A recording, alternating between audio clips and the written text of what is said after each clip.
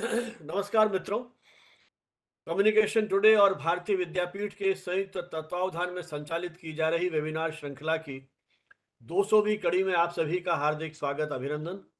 और हमारे लिए बड़े प्रसन्नता की बात है कि हमारी ये यात्रा जो 2 अक्टूबर 2020 को शुरू हुई थी, आज अपना 200 एपिसोड पूरे करने जा रही है। और आज हमारे जो मुख्य वक्ता हैं वो श्री जयदीप कर्णिक हैं, जो एआई और भविष्य की पत्रकारिता, एक ऐसा विषय जिस पर आए दिन हम चिंतन मनन कर रहे हैं और देश के अलग अलग मंचों पर इसको लेकर के व्यापक चर्चाएं भी हो रही हैं। वो अपने अनुभव आपके साथ साझा करेंगे। इनका विस्तृत परिचय जब मैं उन्हें आमंत्रित करूंगा वक्तव्य देने के लिए, उस समय करूंगा।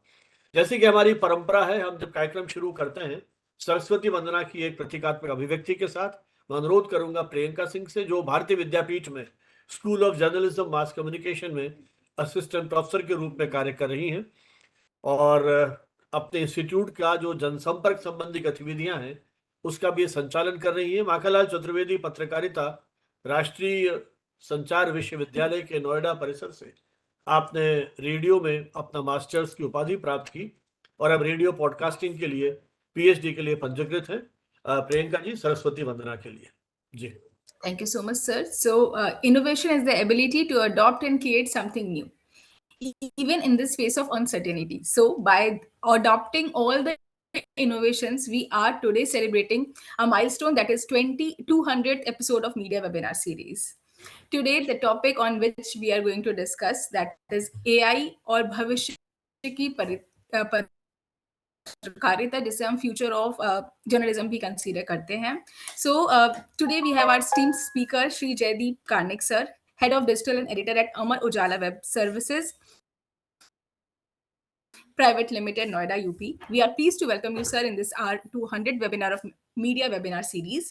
With pride, we announce that the Communication Today, which is a 28-year-old bilingual media quarterly journal, considered as the lighthouse of media profession, and Bharatiya Vidyapeeth Institute of Computer Application and Management, New Delhi, which is a 60-year-old, have hands joined together to organize this media webinar series. So, before moving ahead, as our ritual, as our custom, let's remember Ma Saraswati through this vandana.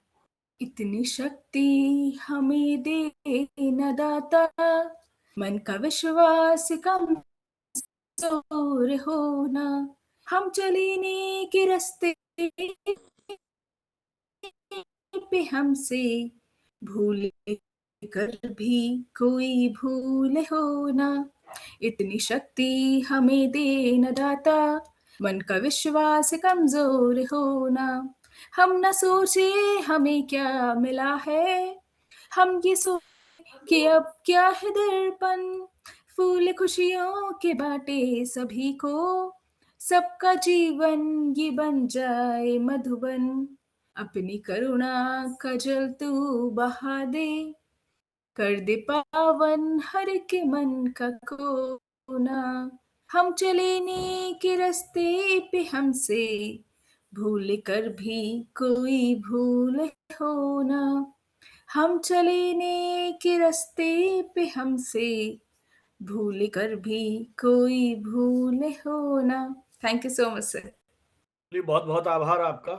भूल से भी हमसे कोई भूल ना हो, AI की दुनिया की सबसे बड़ी चुनौती हमारे सामने यही है। लेकिन चूंकि हमने कार्यक्रम आभासी मंच पे शुरू किया है, तो हमने यही कोशिश की कि स्वागत अभिनंदन की जो परंपरा है उसका निर्वाह भी हम आभासी मंच के अनुरूप करें।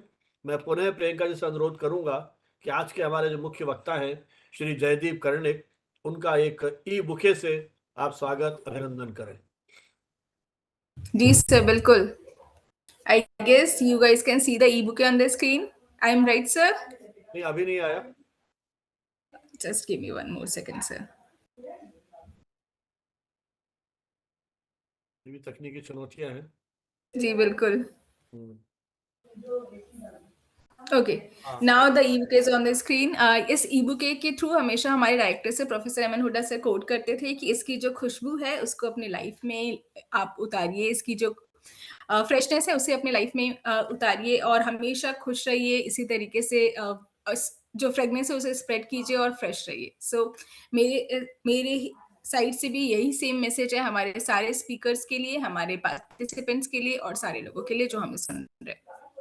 Thank you so much everyone. और हमारी इच्छा ये है कि इस कृत्रिम पुष्प भले ही हों, लेकिन इनमें जो खुशबू निहित होती है वास्तविक पुष्पों में, उसका एहसास करें और विचारों की इस खुशबू को हम दिग दिगंतर में, जहां हमारी भाषा, हमारे प्रतीक को समझने वाले बैठे हैं, वहां तक हमारा जो विचार अभियान है, जो पिछले लगभग 5.5 वर्ष पूर्व शुरू हुआ था, वो वहां तक पहुंचे।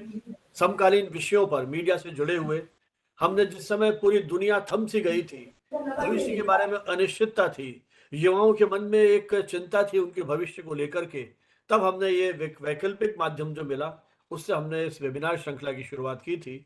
गांधी जयंती 2 अक्टूबर 2020 को 100 एपिसोड कम्युनिकेशन टुडे ने अपने मंच से किए और 101 एपिसोड में भारतीय विद्यापीठ के साथ हमने ये संयुक्त यात्रा शुरू की। इस मंच पर लगभग 500 से अधिक एक्सपर्ट्स जो मीडिया के साथ साथ जीवन के विभिन्न अनुशासनों से, चाहे प्रशासनिक सेवाएं हैं, राजनीति है, थिएटर है, बहुत सारे ऐसे एरियाज हैं, दूसरे डिसिप्लिन हैं जर्नलिज्म के अलावा, उनसे जुड़े हुए विशेषज्ञ भी हमारे साथ सम्मिलित हुए हैं और मीडिया के अलग अलग विषयों पर उन्होंने अपने विचार प्रकट किए। कम्युनिकेशन टुडे की जो प्रकाशन यात्रा है, ये वेबिनार तो लगभग 5.5 साल से है और बाकी इस जर्नल को लगभग हमने 30 वर्ष का समय हो गया है निकलते हुए। और छोटी सी हमारी कोशिश कि देश भर में मीडिया शिक्षा के क्षेत्र में जो शोध अनुसंधान हो रहा है, उसको एक मंच दिया जाए। हमारी वेबसाइट communicationtoday.net, वहाँ सभी अंक आपका अवलोकन आप कर सकते हैं और हमारे ये सारे जो डेलिब्रेशंस हुए हैं यूट्यूब पे, इनको भी आप देख सकते हैं, सुन सकते हैं। जैसा कि हम अक्सर बात करते हैं कि भविष्य की जो पत्रकारिता है इस एआई के दौर में किस तरह की होगी, क्या एक नए युग की शुरुआत होगी या एक युग का अंत होने जा रहा है। हम एक ऐसे दौर में हैं जहां क्षण प्रतिक्षण सब कुछ बदल रहा है। शायद परिवर्तन ही एकमात्र स्थिर चीज है। सूचना प्रौद्योगिकी क्रांति ने पत्रकारिता के स्वरूप को पूरी तरह बदल दिया। अब वह समय इतिहास बन चुका है जब खबरें केवल सुबह के अखबार या रात को आकाशवाणी से जो 8:45 के बुलेटिन आया करते थे या बाद में 9 बजे के टीवी बुलेटिन आया करते थे, उनका हम इंतजार करते थे। आज इस आर्टिफिशियल इंटेलिजेंसी के इस दौर में एक नए बदलाव के केंद्र बिंदु को हम देख रहे हैं। एआई और पत्रकारिता का संबंध केवल तकनीक से नहीं बल्कि सत्य, नैतिकता और मानवीय संवेदनाओं के भविष्य के साथ भी जुड़ा हुआ है। पत्रकारिता का मूल उद्देश्य, जैसा हम पढ़ते रहे हैं, पढ़ाते रहे हैं, सत्य से जनता का साक्षात्कार करवाना है। एआई इस प्रक्रिया को गति प्रदान कर रहा है।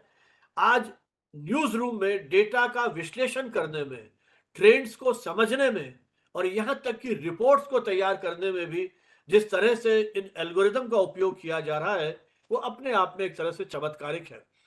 डेटा जर्नलिज्म की हम अक्सर बात करते हैं, किस तरह से एआई लाखों डॉक्यूमेंट्स को कुछ सेकंड में ही उसका एनालिसिस कर लेता है, चाहे वो पनामा पेपर्स जैसे खुलासे हुए हों या इस तरह के और घटनाक्रम हुए हों।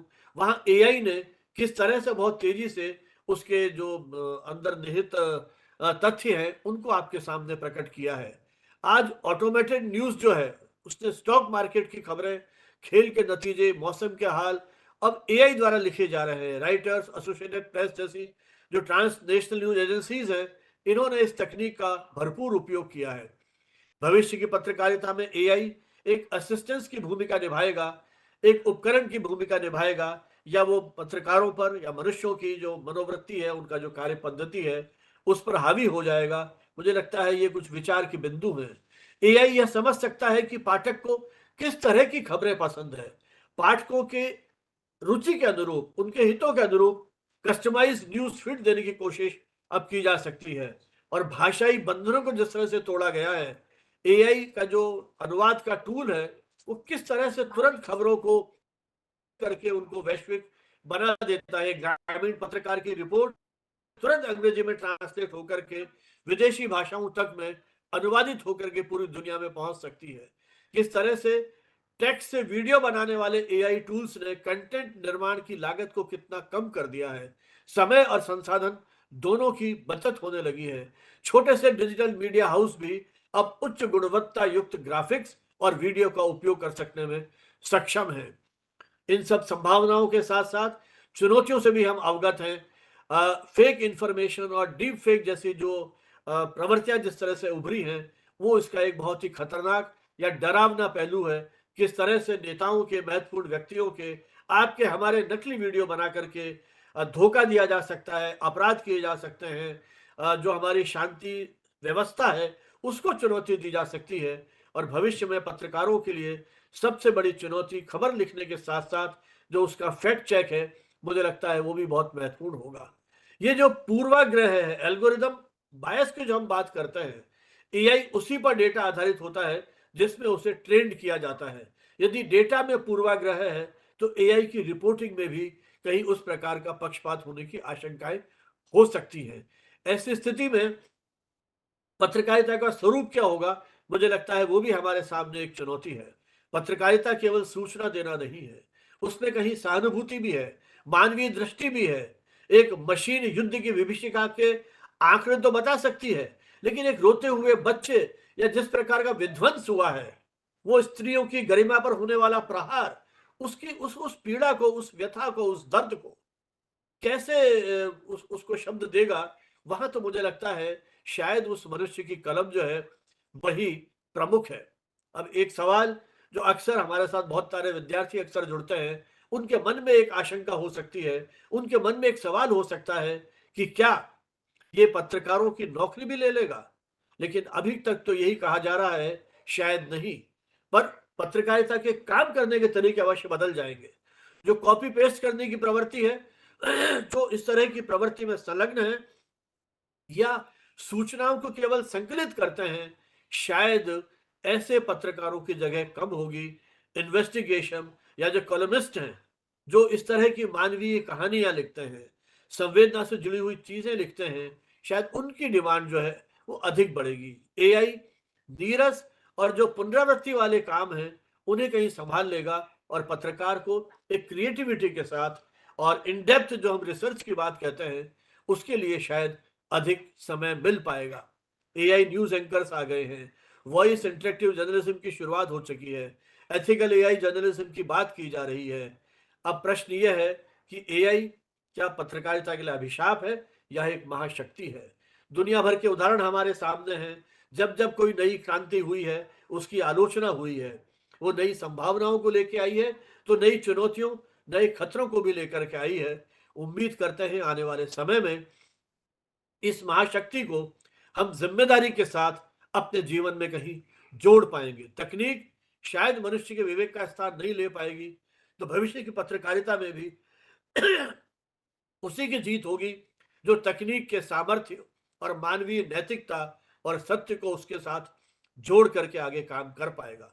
तो मशीन बनाम इंसान, ये लड़ाई कहां तक जाएगी, इसी पर हम आज बातचीत करेंगे पत्रकारिता के संदर्भ में, क्योंकि उसके साथ जो बहुत सारे नैतिक प्रश्न भी जुड़े हुए हैं उन सब पर बात करेंगे श्री जयदीप कर्णिक। जयदीप कर्णिक एक ऐसी शख्सियत है जिन्होंने सारे बदलाव को बहुत निकटता से देखा है। मुझे याद है जब हम लोग राजस्थान विश्वविद्यालय में पत्रकारिता का अध्ययन अध्यापन करा रहे थे, और यदि मुझे सही याद है तो 2000 की शायद बात है, जब मैंने उत्तर भारत के मीडिया शिक्षकों का एक सम्मेलन अपने विभाग के अंतर्गत जयपुर में आयोजित किया था। उस समय भाई रविंद्र शाह जयपुर में थे और उनके माध्यम से मैं वेब दुनिया तक पहुंचा था, जहां जयदीप कर्णिक जी उस समय नई दुनिया ने ये शुरू किया था वेब दुनिया का, और वहाँ हमने उनको वहाँ आमंत्रित किया था और उन्होंने उसके पूरा एक प्रेजेंटेशन दिया था। हमारे लिए वो क्षण भी जब आज याद आते हैं तो रोमांच होता है कि हमने उस बदलती हुई यात्रा की उस शुरुआत में उसे कहीं भाई जयदीप जी और उनके जो और मित्र लोग हैं उनके माध्यम से उस रोमांच को देखा था। तो मैं यूँ कहूँ कि जयदीप कर्णिक जी ने इस पूरे बदलाव को शुरू से ही कहीं देखा है और उसके साथ जुड़े हुए हैं। तो ये कुछ उन अग्रणी नामों में से हैं जिन्होंने प्रिंट से डिजिटल युग की पत्रकारिता के उस ट्रांजिशनल फेज को न सिर्फ निकटता से देखा है, बल्कि उसको एक नई और प्रभावी दिशा देने में भी अपनी एक भूमिका निभाई है। वर्तमान में जैसा प्रियंका ने बताया, आप अमर उजाला डिजिटल में संपादक हैं, डिजिटल प्रमुख के रूप में काम कर रहे हैं और वेब, मोबाइल और मल्टीमीडिया प्लेटफॉर्म्स पर जो नए क्रिएटिव या नवाचार आधारित कंटेंट के जो प्रयोग किए जा रहे हैं उसको आप नेतृत्व दे रहे हैं। भाई जयदीप जी की रुचि अपने विद्यार्थी जीवन में ही साहित्यिक रही है। आप बहुत अच्छे डिबेटर रहे हैं, वक्ता रहे हैं। लेखन में भी आपकी रुचि रही है और विश्वविद्यालय जीवन में आपने अपने मित्रों के साथ एक उद्घोष प्रयास नाम से एक अखबार का प्रकाशन किया। युवाओं के बीच एक बेहतर संवाद स्थापित करने और वैचारिक जागरूकता को प्रोत्साहित करने के उद्देश्य से उनका यह अखबार शुरू जो किया गया था, ये संभवतः उनका पहला व्यावहारिक अनुभव पत्रकारिता के क्षेत्र में था, जिसे बाद में सामाजिक परिवर्तन के प्रति जो उनकी एक संवेदनशीलता थी, उसे कहीं और अधिक मजबूती प्रदान की, मजबूत आधार प्रदान किया। कॉलेज के दौरान ही उन्होंने कॉरपोरेट जीवन की ओर कदम बढ़ाया, कॉरपोरेट कम्युनिकेशन और मार्केटिंग के क्षेत्र में काम किया। मार्केटिंग अनुभव ने उन्हें देश भर में यात्राओं और विविध सामाजिक आर्थिक संदर्भों को एक समझने का अवसर दिया और पत्रकारिता के प्रति जुनून ने उन्हें अंततः नई दुनिया में एक प्रशिक्षु पत्रकार के रूप में जुड़ने के लिए प्रेरित किया। नई दुनिया में प्रूफ रीडिंग से लेकर के उनके दीपावली विशेषांक जो उस दौर में बेहद चर्चित होते थे, सिंह जो मेले हैं उसकी coverage, city reporting, feature desk, बहुत सारे दायित्व एक पत्रकार के रूप में उन्होंने निभाए। जो एक बहुआयामी उनका अनुभव हुआ, उसने उस पत्रकारिता की जो एक मूल समझ है, जमीनी स्तर पर जो समझ है, उसको उन्होंने एक तरह से उसके माध्यम से विकसित किया। और जैसा मैंने आपसे कहा कि वेब दुनिया के माध्यम से उस नई तकनीक और संचार के उभरते माध्यमों को उन्होंने, उसमें जो संभावनाएं थी, उनको उन्होंने बहुत ही प्रभावी ढंग से बखूबी समझा। तो नई दुनिया में वे 4 वर्षों तक स्थानीय संपादक रहे और बाद में वेब दुनिया के संपादक के रूप में उन्होंने भाषाई डिजिटल पत्रकारिता को एक नया कलेवर में प्रस्तुत किया। वेब दुनिया ने उनके नेतृत्व में इस प्लेटफॉर्म को पूरी तरह यूनिकोड पर स्थानांतरित कर दिया। एमएसएन और याहू जैसी वैश्विक कंपनियों के लिए भाषाई पोर्टल शुरू किए गए, डिजिटल वीडियो समाचार की नियमित शुरुआत की गई, मोबाइल पत्रकारिता में नए प्रयोग किए गए और इन प्रयासों ने उस दौर में हिंदी डिजिटल पत्रकारिता को एक महत्वपूर्ण स्वरूप या केंद्र में लाने का प्रयास किया। बाद में नेटवर्क 18 समूह में डिजिटल प्रमुख रहे। संपादक के रूप में आपने आईबीएन लाइव और आईबीएन खबर, न्यूज 18 आदि कई वेबसाइट्स को एक नए स्वरूप देने में महत्वपूर्ण भूमिका निभाई और उनके नेतृत्व में इन समूहों ने अपनी डिजिटल उपस्थिति को और अधिक सुदृढ़ किया और कंटेंट, तकनीक और उपयोगकर्ता के अनुभव के स्तर पर उसमें उन्होंने उल्लेखनीय सुधार किया। वर्तमान में आप अमर उजाला के डिजिटल एडिशन से जुड़े हुए हैं और परंपरा और नवाचार, इसके बीच में एक संतुलन स्थापित करते हुए डिजिटल पत्रकारिता को ये आगे बढ़ा रहे हैं। जो हमारी पूरी पत्रकारिता की परंपरा है, उसको डिजिटल माध्यम में सहेजते हुए नए पाठकों को जोड़ने के लिए नए मानक आपने स्थापित किए हैं। टेक्स्ट, ग्राफिक्स और वीडियो के समन्वय से एक मल्टीमीडिया एक्सपीरियंस जो होता है, उसको एक तरह से आपने एहसास कराया है। बाकी जो भी मेजर इवेंट्स है, विधानसभा, लोकसभा के चुनाव, कुंभ जैसे बड़े आयोजन, इन सब के डिजिटल लाइव आपने कवरेज किया है। और जैसी अभी बात हो रही थी, एआई समिट जैसे अंतर्राष्ट्रीय जो इवेंट्स हैं जिनकी अपनी विशेष भूमिका है, इसको भी आपने कवर किया है और आपने 2 इस पर एक बड़े इनोवेटिव वीडियोस जो हैं वो बनाए हैं, जिसमें उन संभावनाओं को आपने कहीं तलाशने की कोशिश की है। और निश्चित रूप से अमर उजाला का जो डिजिटल एडिशन है, इस कॉम्पिटिटिव वर्ल्ड में उसने अपनी विशेष पहचान बनाई है। एक सशक्त लेखक, प्रयोगधर्मी संपादक और दूरदर्शी मीडिया प्रबंधक के रूप में जयदीप जी ने देश दुनिया में अपनी विशिष्ट पहचान बनाई है। उनके आर्टिकल्स राष्ट्रीय अंतर्राष्ट्रीय मुद्दों से लेकर मानवीय सरोकारों तक व्यापक विषयों को संवेदनशीलता और विश्लेषणात्मक दृष्टि के साथ देखते हैं, समझते हैं, प्रस्तुत करते हैं। उनका ये जो प्रोफेशनल जर्नी है, हिंदी पत्रकारिता में नवाचार, तकनीकी अनुकूलन और गुणवत्ता के प्रति जो उनकी प्रतिबद्धता है, उसका एक आप प्रतीक मान सकते हैं, उसका एक पैमाना मान सकते हैं। आप उन मीडिया प्रोफेशनल में हैं जिन्होंने डिजिटल दौर में हिंदी पत्रकारिता को नई पहचान दी, नई ऊंचाई दी, नई ऊर्जा दी और एक वैश्विक दृष्टिकोण भी हमारे सामने प्रस्तुत किया। तो इतने व्यापक अनुभव के धनी भाई जयदीप जी से हम आज जानने की कोशिश करेंगे कि उनको क्या लगता है कि आने वाले दौर में किस तरह की पत्रकारिता का हम देखने जा रहे हैं, महसूस करने जा रहे हैं। आपके जो अनुभव है वो हम सुनना चाहते हैं, भाई जयदीप जी। बहुत धन्यवाद संजीव सर। बहुत लंबा ही परिचय हुआ और बल्कि मुझे तो मन हुआ बीच में कि मैं टोक ही दूं सर को कि मुझे समझ में नहीं आ रहा है कि मैं इसको किस तरह स्वीकार करूं, क्योंकि ये जरूर है कि एक लंबी यात्रा हो गई है पत्रकारिता में, लेकिन मैं तब भी सीख रहा था, मैं अब भी सीख रहा हूं और मुझे बड़ा बड़े गर्व की अनुभूति हो रही है कि 200वां ये एपिसोड है और 200 एपिसोड तक इस तरह के सिलसिले को चलाना आसान नहीं है। तो मैं पहले तो आपको, भारतीय विद्यापीठ को, प्रियंका जी उसका प्रतिनिधित्व यहाँ कर ही रही हैं आपके साथ, तो बधाई देता हूँ। बहुत सारी बधाई, शुभकामनाएं हैं। और थैंक यू। इस 200वें एपिसोड के लिए मुझे चयनित करने के लिए आपका बहुत आभार। मुझे हमेशा ही अपने अनुभव साझा करने में आनंद इसलिए आता है कि मैं भी अपने पूरे नॉलेज को रिफ्रेश करता हूँ और कुछ नया लगातार सीखने समझने को मिल जाता है। जो लोग जुड़ते हैं, जो प्रश्न करते हैं, क्योंकि मैं एआई और भविष्य की पत्रकारिता पे कुछ कहूँ, वैसे सर उसकी जो भावभूमि तैयार करते वक्त, पृष्ठभूमि तैयार करते वक्त आपने भी बहुत सारे अच्छे बिंदुओं को रेखांकित कर ही दिया है। पर उससे पहले कि मैं इस पे कुछ कहना शुरू करूं, मैं जरूर कहना चाहूंगा कि मेरा पूरा 25 से 30 सालों का अनुभव एक जगह आकर ठहर गया है जहां से मुझे भी शून्य से सीखना है। ये उतना बड़ा बदलाव है। एक समय वो था जब डायल अप कनेक्शन का दौर था और आपने पूरा नॉस्टैल्जिक करते हुए पिछले उस दौर में भी ले गए। 1999 में 23 सितंबर 1999 को दुनिया की पहली हिंदी वेबसाइट के रूप में वेब दुनिया की शुरुआत हुई। मेरा सौभाग्य रहा कि चूंकि नई दुनिया परिसर से उसकी शुरुआत हुई, मैं नई दुनिया में प्रिंट में अपना काम शुरू कर चुका था, तो वहां से मुझे उससे जुड़ने का मौका मिला। और उस जमाने में मुझे लगता था कि ये पता नहीं बड़े बड़े कंप्यूटर लेकर ऐसा क्या करते हैं, हम तो अखबार में कुछ लिखते हैं तो अगले दिन पीबीएक्स पर फोन कॉल आने शुरू हो जाते हैं, हमारी लेख की प्रतिक्रिया स्वरूप पोस्ट कार्ड आते हैं ढेर सारे, जिनको पढ़कर बड़े आह्लादित होते थे कि यार देखो एक छोटा सा लेख लिखा था नई दुनिया में और कितनी प्रतिक्रियाएं आ गई। और मैं इन लोगों से कहता था कि तुम ये जो लिखते पढ़ते हो इसको कौन देखेगा। सोचिए, तब मैं खुद ये कहता था, जिसने आगे जाकर डिजिटल में ही अपना करियर बनाया और मुझे तो डिजिटल से ही पहचान भी मिली नए सिरे से। मैं सौभाग्यशाली मानता हूं कि प्रिंट और डिजिटल के उस पुल पर खड़े रहकर दोनों तरफ से, दोनों दिशाओं से आने वाले पत्रकारिता के, खबरों के, सूचना के प्रवाह से जुड़ने का मुझे उस समय अवसर मिला।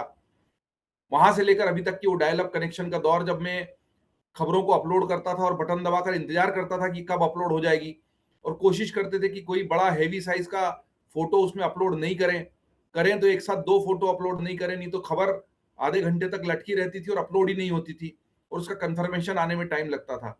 और वहां से फिर 2G 3G 4G होते हुए 5G के इस युग में हम आ गए और अब तो डेटा और उसकी गति बहुत बड़ी चुनौती नहीं रह गई है भारत के लिए।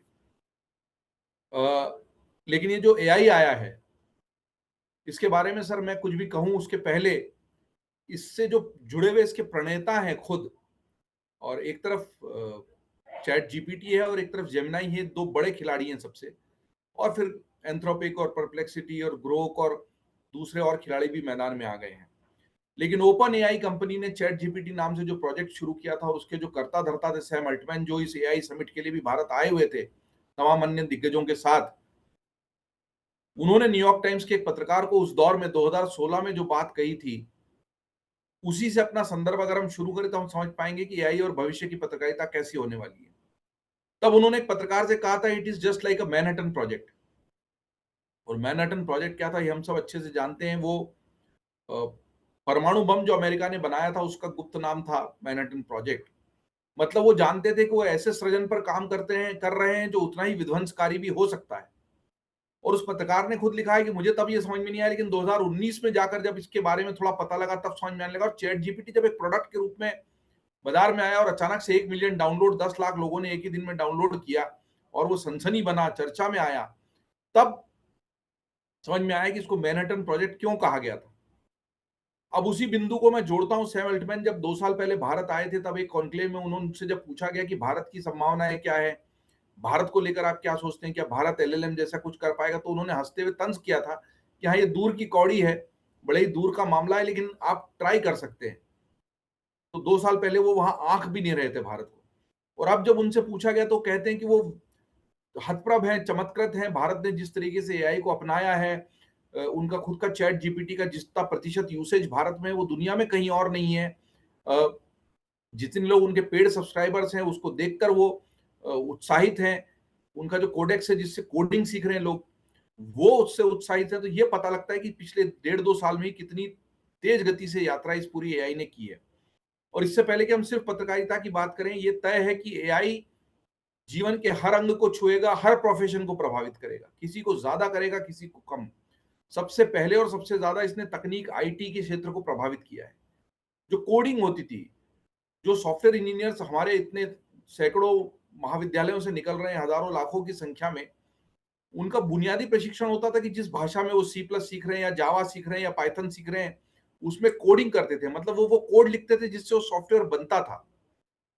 लेकिन जो भी चीज लॉजिक और एनालिसिस से हो सकती है, वो चीज करने में अब एआई का कोई सानी नहीं है। आप उसको कोई भी लॉजिकल चीज सिखा दो तो वो उस लॉजिक को वैसा का वैसा, क्योंकि उसमें नियम तय है ना। जैसे संस्कृत को आज से बहुत पहले जब कंप्यूटर आए भी थे 25-30 साल पहले सर, तो उस समय भी संस्कृत को कंप्यूटर के लिए सबसे उपयुक्त भाषा क्यों माना गया? क्योंकि संस्कृत का व्याकरण जो है वो बहुत वैज्ञानिक है, वेल डिफाइंड है रूल्स, कि उसकी जो संधियां हैं, जो समास हैं, जो धातु हैं, जो हर कुछ बहुत, उसका जो पूरा ग्रामर है वो बहुत साइंटिफिक है। कोई भी ऐसी चीज जिसमें तर्क है, जिसमें लॉजिक है और जिसको 1+1 करके 2 किया जा सकता है, वो कंप्यूटर की दृष्टि से हमेशा से बहुत मुफीद मानी गई है। और इसीलिए कोडिंग जो है, जिसमें आपको एनालिटिकल ब्रेन तो चाहिए, मैथमेटिक्स का नॉलेज चाहिए, लेकिन लॉजिक और रीजनिंग चाहिए। और रीजनिंग में कंप्यूटर से आप नहीं जीत सकते, क्योंकि हम कंप्यूटर को उस लेवल पे ले गए, इसलिए सबसे पहला प्रभाव वहां पड़ा। लेकिन ये सिर्फ वहां नहीं थमा है, ये भाव पक्ष पे भी आया। आप अभी कह रहे थे कविताएं लिखने लगा है सर, ये उसकी भावनाएं कैसी हैं, मनुष्य भावनाओं के। अभी हमारे साथी ने कल ही एक प्रॉम्प्ट दिया था जेमिनाई को कि एक भोजपुरी गीत लिखो जिसमें हम अपनी श्रीमती को या महबूबा को फिल्म जाने के लिए कह रहे हो। उसने इतना सुंदर भोजपुरी गीत लिखा, उस पर धुन भी बना दी और बजाने भी लगा। अब आप बताइए, जो भोजपुरी में केवल गीत लिखता है या उसकी धुन बनाता है, उसके लिए क्या होगा? अगर मान लीजिए किसी को सिर्फ इतना ही काम चलाना है तो वो इससे चला लेगा। अब उसके आगे उस मनुष्य की जो उसी क्षेत्र में जुड़ा हुआ है, उसकी क्या प्रासंगिकता रहेगी, ये ज्यादा बड़ा प्रश्न है। तो ऐसे पत्रकारिता में मान लीजिए एक रूटीन कॉपी लिखने के लिए भी हमें इतनी मेहनत करनी पड़ती थी। आप पढ़ाते हैं उनको कि ऐसे लिखो, ऐसे मत लिखो, ऐसे करो, मात्रा का ध्यान रखो। अमर उजाला की अलग स्टाइल शीट है, किसी अन्य अखबार की अलग है, बीबीसी की अलग है, आज तक भास्कर की अलग है, जागरण। तो इन सारी स्टाइल शीट्स को अगर आपने उस एआई को बता दिया तो उस हिसाब से प्रूफ रीड कर देगा, कॉपी बना देगा। उससे आगे कोई रिपोर्टर जो रिपोर्टिंग करता है, अगर आपने उसको प्रशिक्षण दे दिया मशीन को, तो उसी की तरीके से रिपोर्टिंग भी वो करने लगता है। आप उसमें सैड न्यूज है, पॉजिटिव न्यूज है, वॉर न्यूज है, डिफेंस न्यूज है, ये भी क्लासीफाई आगे जाकर कर सकते हैं।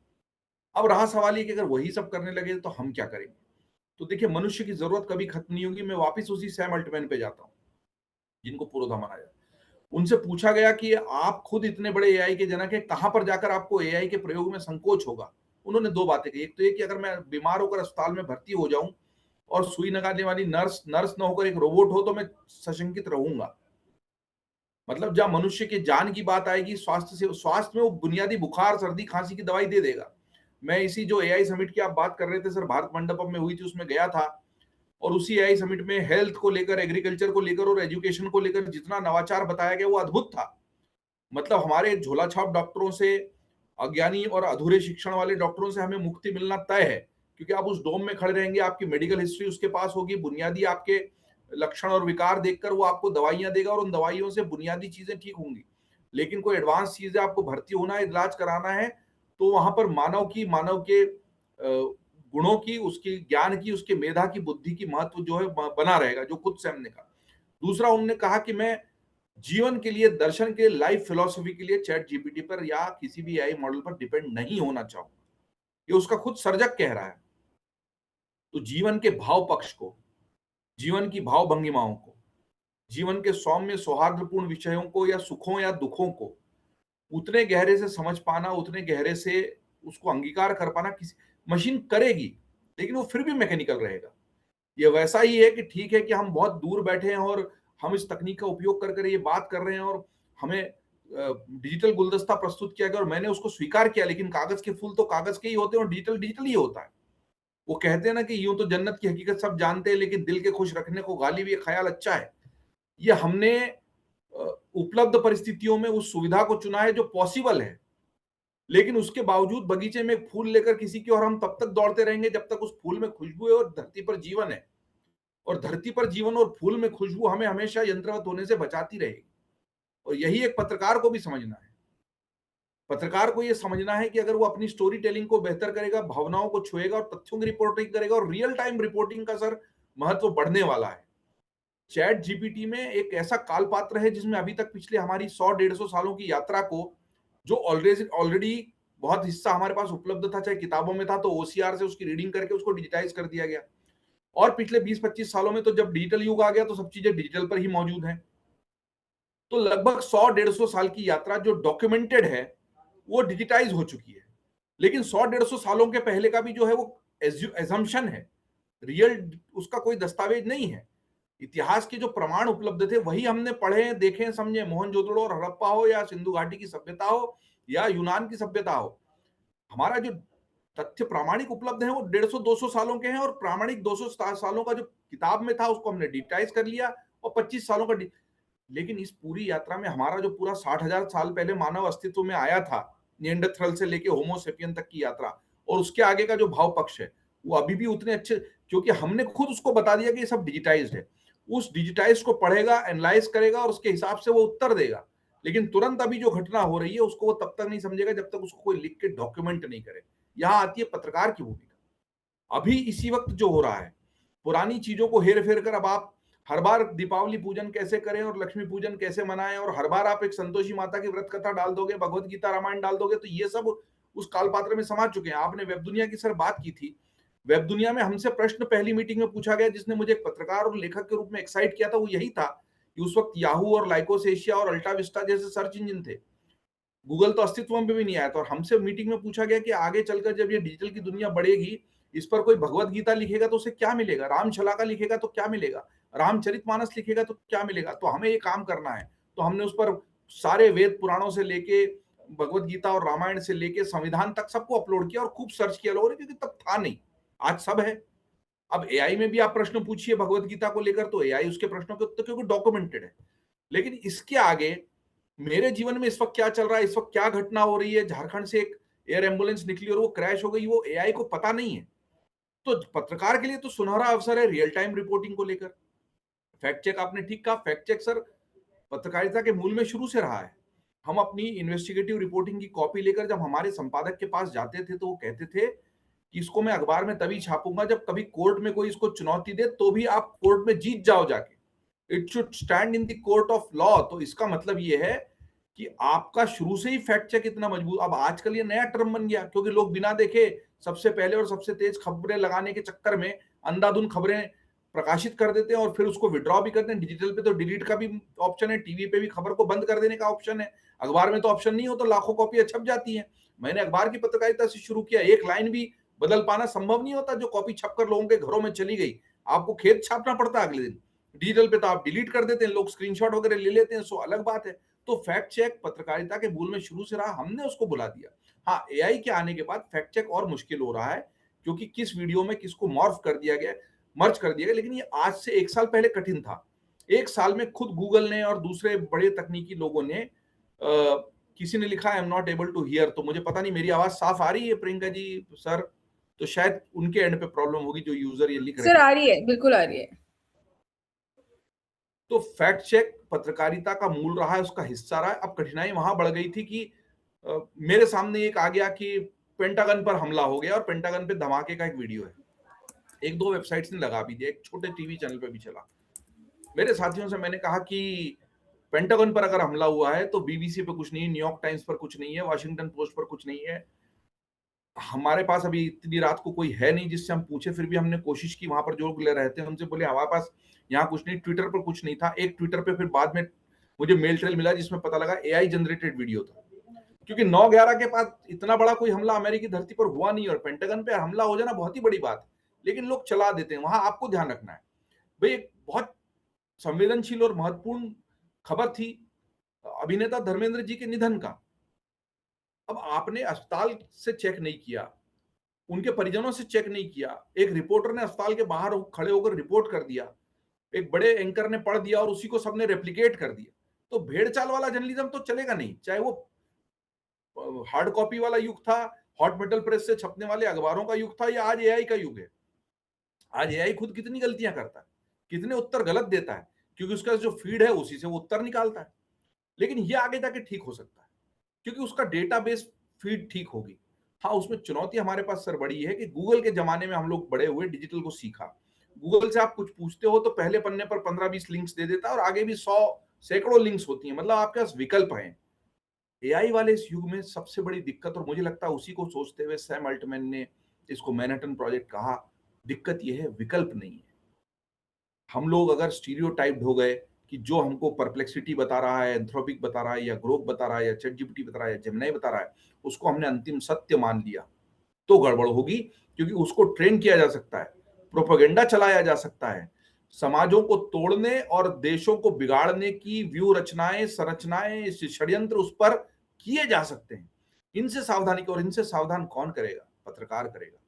तो जिस भी पत्रकार को लगता है कि एआई मेरी नौकरी लेगा, मैं कहूंगा कि पत्रकार का युग धर्म एआई के युग में पहले से ज्यादा बड़ा और चुनौतीपूर्ण हो गया है। ये पत्रकार है जो सचेत करेगा कि कहां गलत हो रहा है, कहां सही हो रहा है, कहां आपको षड्यंत्र पूर्वक एक किसी विचार की ओर धकेलने की कोशिश हो रही है और सच ये है।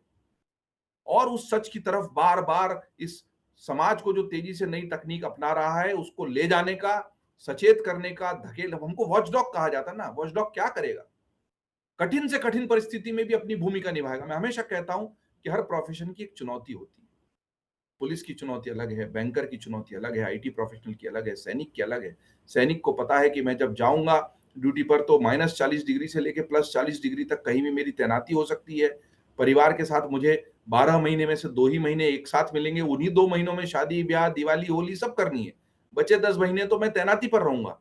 पुलिस वाले को पता है कि अगर आज शहर में होली है तो मेरी होली कल पुलिस लाइंस में मनेगी, क्योंकि होली के दिन तो मुझे लॉ एंड ऑर्डर के लिए तैनात रहना है। वैसे पत्रकार को पता है कि जब दंगा होता है या बम फटता है तो लोग घर की तरफ भागते हैं सुरक्षित होने के लिए, और हम दंगे की तरफ या बम फटने वाले स्थल की तरफ भागते हैं, क्योंकि हमें रिपोर्टिंग करनी है। ऐसे ही जब ये एआई का विस्फोट हो रहा है, महाविस्फोट हो रहा है, एआई एक चुनौती बनकर हमारे सामने खड़ा है, तो उस चुनौती के सामने कोई सबसे मजबूती से खड़ा रह सकता है तो मुझे लगता है कि वो न नेता होगा, न राष्ट्र होगा, न वकील, कोई नहीं, पुलिस सैनिक भी इससे नहीं बचा सकते। अगर इस एआई की चुनौती को सही रूप में कोई समाज के सामने रख सकता है, सामना कर सकता है और एक प्रकाश स्तंभ का काम कर सकता है तो वो पत्रकार है। अगर वो पत्रकार इस चुनौती को सही तरीके से समझ ले, ये शेर की सवारी है। अगर इस शेर को हम अपने ऊपर सवार होने देंगे तो ये हमें खा जाएगा। हम इस शेर पर सवार रहेंगे तो न केवल हम इसको साध लेंगे, बल्कि हम समाज को उस शेर के मुंह में जाने से, उसका ग्रास बनने से बचा लेंगे। ये मेरी बहुत मजबूत तरीके से ये मेरी राय है, मेरा मानना है, बहुत स्पष्ट राय है कि इस वक्त पत्रकारों की चुनौतियां बढ़ गई हैं, जिम्मेदारियां बढ़ गई हैं, और जो इस जिम्मेदारी को समझेगा उसके लिए तो नए जॉब क्रिएट होंगे। इन एआई के टूल्स का इस्तेमाल करते हुए सचेत करने वाली, जागरूक करने वाली, सच बताने वाली, रियल टाइम इवेंट्स की सही रिपोर्टिंग करने वाली, इतिहास के गर्भ से उस तथ्य को ढूंढ के लाने वाली, जिसको एआई कहीं ना कहीं गलत तरीके से प्रस्तुत कर रहा है, वो जिम्मेदारी कौन निभाएगा? पत्रकार हमेशा आउट ऑफ द बॉक्स रहा है सर। पत्रकार समाज की मुख्य धारा में बहने वाला नहीं, मुख्य धारा को दिशा देने वाला व्यक्ति है। नदी बहेगी लेकिन नदी गलत नहीं बहेगी और नदी में गंदे नाले नहीं मिलेंगे, ये तो तय करता ही पत्रकार है। कई बार पत्रकार दरअसल वो अपनी शक्तियों को भुला देता है, विस्मृत कर देता है, और इसलिए वो बेचारगी की हालत में पहुंच जाता है। चुनौतियां हैं, रहेंगी, बहुत दबाव है, मार्केट का दबाव है, कॉर्पोरेट्स का दबाव है, जीविकोपार्जन का दबाव है, लेकिन उसके बीच में भी आपकी भूमिका क्या है? सच बताने की, खबरें बताने की, स्टोरी टेलिंग की, समाज को राह दिखाने की। और इस भूमिका के प्रति अगर हम जागरूक हैं, इस भूमिका को लेकर हम सचेत हैं, तो एआई का युग हो या कोई सा भी युग हो, पत्रकारिता अधिक मुखर होकर, अब आप ये देखिए कि हम किस युग में हैं। अगर सड़क पर कोई घायल हो गया, लोग सिर्फ वीडियो बना रहे, नहीं पता मीडिया में आने के बाद वो होता है ना। चाहे दिल्ली का निर्भया कांड हो, चाहे कलकत्ता के आरजीकर मेडिकल कॉलेज में हुई विभत्स घटना हो, अगर ये मीडिया में नहीं आई होती, कमेंट्स आ रहे हैं कुछ शायद ऐप से, तो आप ऐप वेबएक्स का ऐप डाउनलोड कर लीजिए, उससे हो जाएगा आपकी बजाय। ये बड़ी घटनाएं निर्भया कांड वाली हो या आरजीकर मेडिकल कॉलेज की, सर ये अगर मीडिया में नहीं आई होती तो क्या इनको लेकर उस तरह की जागरूकता होती, उन पर उसी तरह की कार्रवाई होती? नहीं होती। आज हमारे आपके कितने परिचितों के फोन आते हैं कि मेरे साथ फलानी घटना घट गई है और पुलिस एफआईआर नहीं लिख रही है, आप थाने को क्यों? तो आज भी हम प्रकाश स्तंभ बने हुए हैं ना समाज की, जहां पर वो विधायक के पास नहीं जा रहे, मंत्री के पास नहीं जा रहे, स्थानीय पार्षद कॉर्पोरेटर के पास नहीं जा रहे, वो पत्रकार को फोन करते हैं। भाई साहब आप खबर छाप देंगे तो मेरा काम बन जाएगा, भाई साहब आप थाने में कह देंगे तो, भाई साहब मेरे यहाँ जो बिजली का कनेक्शन था उसके लिए तो मैं रिश्वत भी दे आया, फिर भी बिजली कनेक्शन नहीं लग रहा, आप जरा बोल देंगे तो हो जाएगा, आप अखबार में छाप देंगे, वेबसाइट पर छाप देंगे, इसका जरा वीडियो बना देंगे तो कहा। तो लोग उम्मीद की नजरों से पत्रकारों को देखते हैं, और उन पत्रकारों को उस उम्मीद के प्रति, समाज के प्रति, उस जवाबदेही के प्रति सचेत रहना पड़ेगा। तभी मुझे लगता है कि हम एआई की चुनौतियों को बेहतर तरीके से निभा पाएंगे। एआई दिक्कत देगा, एआई चुनौतियां खड़ी करेगा, एआई उन सब लोगों को दिक्कत देगा जो रूटीन काम करने के आदी हो गए हैं, जिनको लगता है कि मैं दिन की 5 खबरें लिखता हूं और उन खबरों के हेडिंग और प्रूफ रीडिंग सुधार देता हूं और इस वजह से मेरी नौकरी चलती रहेगी। तो ऐसा नहीं हो सकता। आपको लगता है कि 4 क्लिप्स जोड़कर आप एक वीडियो बना देते हैं और वो वीडियो बना देने से आपकी नौकरी पक गई और आपको तनख्वाह मिल गई, तो वो नहीं होगा, वो एआई कर देगा। अब आप बल्कि ये सोचिए, मैं इसमें जो हमारी अनौपचारिक बातचीत वेबिनार शुरू होने से पहले हो रही थी, सर भी कह रहे थे क्या होगा, मैंने कहा बहुत अच्छा होगा सर। मैं तो दिन में 11-12 घंटे व्यस्त रहता हूँ, कहीं मेल का जवाब दे रहा हूँ, कहीं कॉपी चेक कर रहा हूँ, कहीं पढ़ रहा हूँ। अगर वो रूटीन काम एआई करेगा तो मैं बेहतर सृजन के लिए, अधिक किताबें पढ़ने के लिए, अच्छा संगीत सुनने के लिए समय निकाल पाऊंगा। और मैं तो उस दिन का इंतजार कर रहा हूँ कि एआई के एजेंट्स मेरे रूटीन कामों को करने लगे और मैं उन कामों की ओर जाऊं जिसके अंदर मैं ज्यादा समय लगाकर बेहतर आउटपुट दे सकता हूं। मैं तो इंतजार कर रहा हूं इस तरह की तकनीक का, क्योंकि मैंने अपनी यात्रा का भी जो आपसे जिक्र किया कि मैं पहले 5-6 घंटे लाइब्रेरी में बैठकर संदर्भ जुटाता था, तब मैं एक संपादकीय लिख पाता था या मेरे जो वरिष्ठ लिखते थे उनको संदर्भ दे पाता था। जब गूगल आया तो मेरा वो 4-5 घंटे का समय आधे घंटे, पौन घंटे, 20 मिनट, 25 मिनट में सिमट गया, क्योंकि मेरे क्लिक ऑफ बटन पर वो इंफॉर्मेशन अवेलेबल थी। और उसके आगे अगर मैं अब सारे संदर्भों को जुटाकर किसी नोटबुक एलएलएम को दे देता हूं या किसी होमग्रोन एआई एजेंट को दे देता हूं या सॉफ्टवेयर के देता हूं और मैं उससे कहता हूं इन सारे पहले तो मैं संदर्भ सही जुटाऊं, प्रॉम्प्ट सही लिखूं और फिर मैं उसको, ये ऐसा ही है ना कि जैसे वॉशिंग मशीन में कपड़े डालकर 1-1.5 घंटे आप दूसरे काम करने लगते हैं, 1.5 घंटे बाद कपड़े धुलकर सूख कर तैयार मिलते हैं ना आपको। तकनीक मदद ही तो कर रही है। पहले तो आप ही को लगना भिड़ना पड़ता था अपने कपड़े धोने, बर्तन मांजने। जब मशीन करती है तो उस 1.5 घंटे में आप क्या करते हैं? भले ही महिला संगीत ही सुन रही है घर की, या हम खुद अगर बैचलर लाइफ जी रहे हैं तो हमने मशीन में कपड़े डाले तो 1.5 घंटे किताब पढ़ी हो, दोस्तों से बात की हो, खाना खाए हो या सो भी गए हो, हमारा 1.5 घंटा हमारे पास बचा ना। एक तो बचे हुए उस 1.5 घंटे में आप क्या करेंगे, आपको तय करना है। रूटीन कामों को अगर आप मशीन से करवाने लगेंगे तो कौन सा ऐसा काम है जहां पर आपको बेहतर तरीके से फोकस करना चाहिए, आपकी स्किल क्या है, आपका इनर कोर क्या है। टेक्नोलॉजी पे लिखना, खेल पर लिखना, संगीत पर लिखना, नए इनोवेशंस पर लिखना, आप उस पर फोकस कीजिए जिस पर आप टाइम नहीं दे पा रहे थे। क्योंकि आपको आज की 8 खबरें लिखकर घर जाना है और उन 8 खबरों को लिखते लिखते ही दिन निकल जाता है तो आपके पास समय नहीं बचता। और जब समय बचेगा तो आपकी ऊर्जा का, आपके श्रम का बेहतर उपयोग होगा, ऐसा मेरा मानना है। इस पर बहुत लंबी बातें भी हो सकती हैं। जैसा मैंने कहा कि मैं जब एआई समिट से आया तो मैं चमत्कृत था, और जो लोग जुड़े उनसे भी मैं कहूंगा, कुछ दिक्कतें थी एंट्री को लेकर, कुछ 1-2 विवाद भी हो गए। एक राजनीतिक विवाद था, एक किसी विश्वविद्यालय की नासमझी थी उनके टीचर की, क्योंकि ये कोई साइंस एग्जीबिशन नहीं थी, एक वैश्विक सम्मेलन था, ऐसा नहीं होना। लेकिन सिर्फ इसको मत समेटिए। मैंने वहां स्टॉल्स पर सर जो ऊर्जा देखी, जिस तरह के नवाचार देखे, और जिस पीढ़ी को दरअसल इस एआई को अंगीकार करते हुए दुनिया को बदलना है, उन युवाओं को उन अलग-अलग स्टॉल्स पर, पवेलियंस पर खड़े रहकर प्रश्न पूछते हुए देखा, तो एआई आने वाला नहीं है, एआई आ चुका है। उन लोगों की जिज्ञासा एआई को लेकर, उनके मन में उत्साह, एआई को अपनाने की उनके अंदर जो जिद है, वो इतनी जबरदस्त है कि आप चाहें या न चाहें, ये क्रांति है और ये होकर रहेगी। जब क्रांति होती है तो कुछ निरीह निर्दोष उसमें पिसते भी हैं, दिक्कत भी होती है, लेकिन जब क्रांति होकर उस पार आप जाते हैं तो उस क्रांति का सच्चा अर्थ समझ में आता है। जो उस क्रांति को अंगीकार करते हैं, उस क्रांति के दौरान अच्छाई के बीज, सच्चाई के बीज, भावनाएं, भाव पक्ष दब नहीं जाए, मर नहीं जाए, इसकी चुनौती को अपना मानकर उन चीजों को बचाने में और सहेजने में लग जाते हैं, वो क्रांति के उस पार दीप स्तंभ की तरह चमकते हैं, प्रज्वलित होते हैं कि इतनी बड़ी क्रांति के बीच भी अगर मानवीय भावों को, उसके भाव पक्ष को, इतनी हजारों सालों की, लाखों वर्षों की मनुष्य की यात्रा को सहेजने की कोशिश किसी ने की, तो वो फला व्यक्ति या फला संस्थान थे, क्योंकि उनको पता था कि ये क्रांति आएगी तो मनुष्य को कुछ बेहतर देके जाएगी, पर उस दौरान जो अच्छा है वो बचा रहे। उन प्रयत्नों पर जो लगा रहेगा, इतिहास में उसका नाम अमर होगा। वो एआई की इस क्रांति में भी एक नायक की तरह, एक नायिका की तरह, एक बेहतर समाज के प्रति सजग व्यक्ति की तरह उभरेगा, ऐसा मेरा मानना है। मैं अपनी बात को यहीं विराम दूंगा। मैं चाहूंगा प्रश्न आएंगे तो उनका उत्तर देकर मुझे अधिक प्रसन्नता होगी। चलिए, बहुत बहुत आभार भाई जयदीप जी, आपने बहुत विस्तार से एआई की उन चुनौतियों के साथ साथ संभावनाओं को भी जिक्र किया। लेकिन चूंकि आपने इतना काम इस एरिया में किया है, तो इसके पहले कि पार्टिसिपेंट से कहीं कोई सवाल आए, मेरे मन में 1-2 जिज्ञासाएं हैं। सबसे बड़ी समस्या है कॉपीराइट की। जैसे आपने कहा कि भोजपुरी गाना लिखवा लिया, अब वो भोजपुरी गाना ठीक है, उसकी वो उनकी मौलिकता थी उस प्रॉम्प्ट को देने में, लेकिन अब जब उस गीत को लिख लिया, तो उस गीत का उपयोग क्या वो अपने नाम से किसी सार्वजनिक मंच पर कर सकने के लिए स्वतंत्र हैं, या उन्हें ये कहना चाहिए कि एआई से लिखा हुआ है? तो ये बहुत अच्छा प्रश्न है सर, और उनको ये कहना ही पड़ेगा कि एआई से लिखा है। और अब तो कुछ भी आप बनाएं और अपलोड करें तो उसमें एक आजकल यूट्यूब हो या कहीं भी हो आ जाता है एआई जनरेटेड। और अगर आप ऐसा नहीं करेंगे और उसको अपना क्लेम करेंगे तो अब उसको चेक करने के टूल्स भी आ गए हैं। हाँ, वो आ गए। सिंथ आईडी नाम से प्रोजेक्ट्स चालू हुए हैं, गूगल का भी है जिसका सिंथ आईडी नाम है, चैट जीपीटी का कुछ और है, जिसमें हर एआई जनरेटेड कंटेंट की एक यूनिक आईडी क्रिएटेड है। और वो यूनिक आईडी उसके साथ आजन्म रहेगी, वो उसका आधार कार्ड है, उसका आइडेंटिफिकेशन नंबर है, कुछ भी मान लीजिए।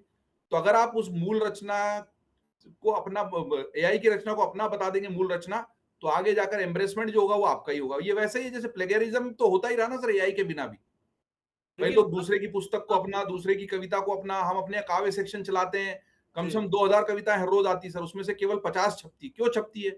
बची हुई 1950 जो कविताएं वो चोरी की हैं, इसकी उसकी उधर से मार के लाइनें लिख दी हैं। तो ये तो बिना एआई के युग में भी हो रहा था, तो उसके लिए एआई को दोष नहीं दे सकते। चौर्य प्रवृत्ति जो है, अगर आप मानते हैं कि एआई ने हमको चोरी का एक नया रास्ता बता दिया, तो चोरी को पकड़ने के रास्ते भी तैयार हो चुके हैं। तो फजीयत आपकी होगी अगर आप चोरी के कंटेंट को अपना बताएंगे। हुआ है, अभी यूजीसी ने बहुत सारे शोध प्रबंध रिजेक्ट कर दिए जो एआई से लिखे हुए थे, जी। शायद बिहार की जो घटना है। तो मुझे लग रहा है ये एक बहुत बड़ी चुनौती है। दूसरा, जो आपने एक बात कही कि मैं 5 घंटे बैठ के जब बुक्स ढूंढता था, मुझे ऐसा लगता है कि जब जयदीप कर्णिक 5 घंटे लाइब्रेरी में बैठ के एक संपादकीय की मेहनत कर रहे हैं, हो सकता है उनको 4 नए आइडिया वहां से और मिल जाएं, जब इतना पढ़ रहे हैं। अब एआई ने आपको, बिल्कुल जैसा आपने भी कहा कि वो एक बिल्कुल फोकस्ड है, वो उसी विषय पर आपको सामग्री दे रहा है। तो वो जो हमें मल्टी फैकल्टीज डेवलप होने की जो संभावनाएं होती थी लाइब्रेरी में बैठ करके, या मैं गूगल की बात करता हूं, जैसा आपने कहा कि एक लिंक आया, 10 लिंक शुरू में आ गए, बाद में 100 लिंक हैं। जब मैं गूगल को भी पढ़ता हूं तो मेरे पास वैरायटी है, मेरे पास चयन की स्वतंत्रता है। अभी जितने एआई टूल्स हैं ये आपको सामग्री दे रहे हैं, क्या सही है क्या गलत है कुछ नहीं पता। तो ये जो हमारा विद्यार्थी है, जिससे हमें आगे के लिए बहुत सारी उम्मीदें हैं, वो मुझे लगता है कि इसमें ऐसा पिस गया है, कुछ नहीं जानता है वो। ये बहुत बड़ी चुनौती हमारे सामने आने वाली है। तो एक जर्नलिस्ट के रूप में, एक शिक्षाविद के रूप में, एक पेरेंट के रूप में, एक समाज के संभ्रांत नागरिक के रूप में, ये जो चुनौती आ रही है, इसको कैसे हम, मतलब इस युवा पीढ़ी को, क्योंकि बहुत सारे विद्यार्थी हमारे साथ हैं, कैसे कैसे, मतलब क्या क्या अपन उनको मोटिवेट करें, इससे मुक्त रहे वो। तो सर इसमें मैंने जैसा कहा कि चूंकि वो एक सुरंग की तरह आपको अंदर ले जाएगा और ये दिखाएगा कि इस सुरंग में जो कुछ है वही सही है। उस सुरंग के उस पार से आने वाली रोशनी को ज्यादा से ज्यादा लोगों तक पहुंचाना, अधिक विचारों को पहुंचाना, यही काम हमें लगातार करना पड़ेगा। और हमें बताना पड़ेगा कि केवल एक जो एआई से उत्तर आ रहा है वो ये अंतिम सत्य नहीं है। अन्य प्लेटफॉर्म्स पर हम उपलब्ध रहें, अपना जो प्लेटफॉर्म है उस पर लिखते रहें। हम ये बता सकते हैं कि भाई एआई पर हमने प्रश्न डाला, उस पर ये आया और ये गलत है, या एक किसी मान्यता को ये प्रमोट कर रहा है, तो वो ध्वस्त होगा, उसका विचार ध्वस्त होगा। उस एआई को बनाने वाले का अगर गलत मंशा थी तो वो सुधारेगा, और गलती से ऐसा हो गया तो भी वो उसको सुधारने पर मजबूर होगा। तो इसके लिए हमें सजेस्ट, जो देखिए सर, यूजर तो बड़ा सुविधा भोगी होता है, हाँ। उसका काम आसान हो रहा है तो वो परवाह नहीं करता। उसको गाना मिल गया हो गया, उसकी कविता मिल गई हो गया, उसको होमवर्क का काम हो गया, उसकी थीसिस का, मतलब यूजर जो है वो आसानी की तरफ भागेगा। उसके लिए वीडियो कॉल करना आसान हो गया, व्हाट्सएप पे मैसेज भेजना, वॉइस कॉल अपने परिजनों से बात, तो वो टेक्नोलॉजी को अडॉप्ट कर रहा है अपनी सुविधा के लिए। अब हम उसको ये बताएंगे जब कि भाई तुम अडॉप्ट तो कर रहे हो पर ये गड़बड़ है, तो वो फिर समझ में आएगा कि हाँ ये गड़बड़ है। तो हमेशा ये फिसलन जो होती है, ये आसानी जो है फिसलन और पतन की ओर ले जाती है। इसीलिए तो मैं कह रहा हूं कि पत्रकार की, जो मैंने अपने वक्तव्य में भी सर कहा कि पत्रकार की भूमिका अब ज्यादा चुनौतीपूर्ण है, ज्यादा बड़ी है। ये रपटन इतनी तेज है, ये फिसलन इतनी तेज है कि इस पर समाज का हाथ थामने के लिए पत्रकार के अलावा कोई नहीं है। बाकी तो सब फिसलने को तैयार बैठे हैं, गड्ढे में गिरने को तैयार बैठे हैं। उस बिल्कुल। गड्ढे में लोग नहीं गिरे, तो पत्रकार को तो बल्कि ये मान के चलना पड़ेगा कि इसके पहले मैंने कुछ किया हो ना किया हो, आने वाले 10 15 20 25 सालों में ये जो पूरे वेग के साथ आकर स्थिर होगा प्रवाह, उस प्रवाह में फिसलन से समाज को रोकना ये मेरा दायित्व है। इस पर्सपेक्टिव को जो समझ लेगा वो अच्छी बढ़िया पत्रकारिता करेगा और लगातार करेगा। हम्म। चलिए, मुझे लगता है कि हमारे साथ जो युवा वर्ग है विशेषकर, वो इस बात को समझेगा। और वो जो आपने कहा कि शेर की सवारी है या शेर हम पे सवार है, मेरे ख्याल सारी समस्याओं की जड़ वही है। इसके पहले कि हम प्रतिभागियों से सवाल आमंत्रित करें, वो कुछ विद्यार्थी मैसेज कर रहे हैं, कुछ मित्र हमारे, कि एक दूसरे को देख नहीं पा रहे। ये केवल आज की प्रॉब्लम है, अगली बार वापस वो पुराने उस पर आ जाएंगे। ये कुछ प्रॉब्लम हो गई थी, तो अभी इमरजेंसी में हमने ये सिस्टम किया है, तो आप परेशान नहीं हो। जो सवाल पूछना चाहते हैं उनको पैनलिस्ट बना देंगे, बाकायदा उनका वीडियो ऑन रहेगा और वो सीधा सवाल भाई जगदीप जी से कर सकते हैं, और उसमें कोई दिक्कत नहीं है। और अगली बार ये जो ऐप की प्रॉब्लम वो खत्म हो जाएगी। और अंकित तिवारी जी प्रयागराज से जुड़े हुए हैं, वो बार बार लिख रहे हैं कि आवाज़ नहीं आ रही है। वो अपना सिस्टम चेक करें, आवाज़ बहुत बढ़िया आ रही है, किसी को दिक्कत नहीं हो रही है। मैं एक बार प्रियंका जी से अनुरोध करूंगा कि सवाल पूछने जी से सर। पहले आज की हमारी ये जो इवेंट है इसकी यादगार के लिए एक ई सर्टिफिकेट और ई मेमेंटो आप इसी आभासी मंच पर भेंट करें। उसके बाद ये सत्र सवाल जवाब के लिए खुला है। जी जी सर, बिल्कुल। हम्म। Sir, this is just in honor of gratitude and respect to you. The e-certificate is on your screen. Thank you so much, sir, for I your feel valuable honoured and time. Privilege, thank you so much for this opportunity. बहुत शुक्रिया मुझे ये अवसर देने का। जी बहुत सारे राजेश कुमार जी कह रहे हैं हिंदी अच्छी है, बहुत धन्यवाद, माँ सरस्वती की कृपा है। हरेश सुतार जी हैं, अगर ये वही हरेश सुतार जी हैं जो मेरे सहयोगी भी रहे हैं वेब दुनिया में और अभी अहमदाबाद में इन दिनों, तो हरेश बहुत अच्छा लगा, आपका भी कमेंट आया है। बहुत सारे और लोग हैं, हिमांशु जोशी हैं। तो मुझे ये आपने जो प्रमाण पत्र दिया, मेरा सौभाग्य और 200वां एपिसोड होने से, और सर का तो सदैव आदर है। तो सर ने कहा और वो आदेश बन गया, और सर ने कहा कि आप आएंगे 24 को। मैंने कहा सर आपको ना कहने की तो हिम्मत नहीं है, जरूर आऊंगा। आपका सर, प्रेम ये रहा आपका ई-सर्टिफिकेट हमारे स्क्रीन पे। Thank you so much, sir. ये आपको शेयर हो जाएगा थ्रू व्हाट्सएप और through your email ID. Thank you ji so much, thank you. Thank you sir, thank you so much. अब जो भी सवाल पूछना चाहते हैं हैंड रेस करें, प्रियंका जी उनको इस पैनलिस्ट जो हमारा पैनलिस्ट का ये पैन है इसमें ले लेंगी और वो सवाल पूछ सकते हैं। जो भी अपनी सवाल पूछना चाहे, कोई कमेंट है चैट बॉक्स में तो किसी आप भी लिख सकते पार्टिसिपेंट्स का हैं। कोई भी क्वेश्चन है वो मेरे को हैंड रेस कर ले। I will make them in panel Ankit ji panelists अगर and कुछ they कहना can चाहते हो तो come up with their question. Ankit Tiwari ji शायद कुछ कहना चाहते हो। ठीक है, मैं अंकित तिवारी जी ये को भी हमारे रेगुलर पैनलिस्ट बना करने वालों देती में हूँ। है। हाँ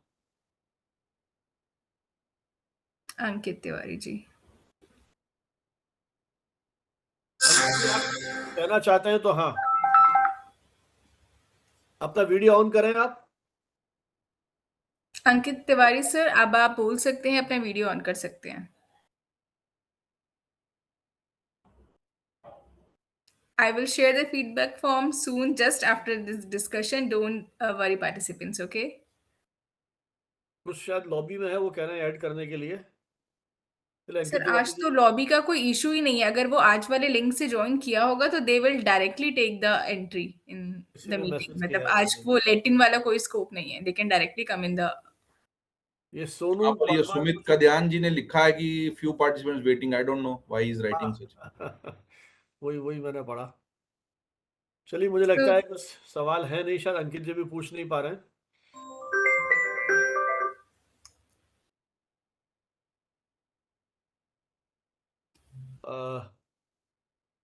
प्रणव जी फीडबैक लिंक चाहते हैं। सर्टिफिकेट आपको मिल जाएगा, सर्टिफिकेट चिंता नहीं करें आप, सर्टिफिकेट सबको मिलेगा। जी बिल्कुल। कोई मन में आपके जिज्ञासा हो कोई।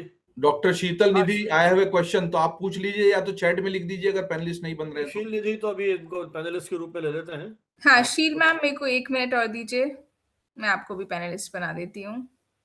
डॉक्टर शील निधि भारतीय विद्यापीठ में जर्नलिज्म में प्रोफेसर हैं। अच्छा जी।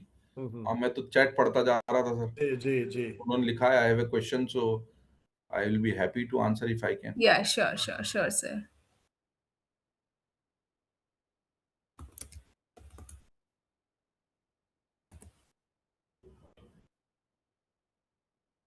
ओके, शील मैम, आप पैनलिस्ट बन चुके हैं। अभी नहीं दिख रहे हैं वो। अंकित जी को आप रिमूव कर दीजिए ना, ताकि अच्छा। शील ma'am, you can come up with your question now. You're most welcome in this webinar.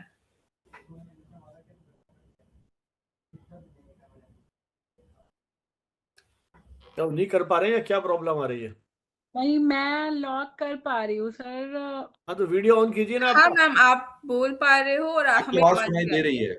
हाँ आवाज आ रही है, वीडियो भी ऑन करें तो अच्छा है। I am trying, it is not starting. मैं उस पर क्लिक तो कर रही हूँ, start my video. Has it started? No. No ma'am, सवाल पूछिए फिर। हाँ कोई दिक्कत नहीं मैम, अपना। सर, जयदीप सर, पहले तो आपको बहुत बहुत बधाई। बहुत ही अच्छा वक्तव्य था। मजा आ रहा था मुझे सुन के, और अच्छा लग रहा था कि जर्नलिज्म में हम बच्चों को तो पढ़ाते रहते हैं, लेकिन प्रोफेशनल हैंड्स ऑन एक्सपीरियंस जो ट्रेनिंग या जो काम आप लोग कर रहे हैं वो बच्चों तक पहुंच रहा था। आप एग्जाम्पल्स भी दे रहे थे that were adding to the beauty of this webinar. And congratulations to Sanjeev sir for this 200 webinar series. Sir बहुत बहुत बधाई आपको भी।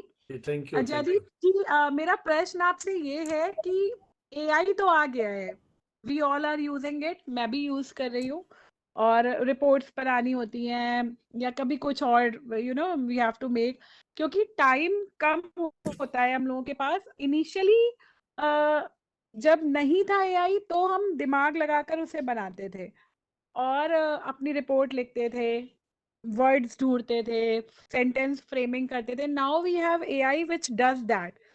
डेफिनेटली पत्रकार भी ऐसा ही कर रहे होंगे।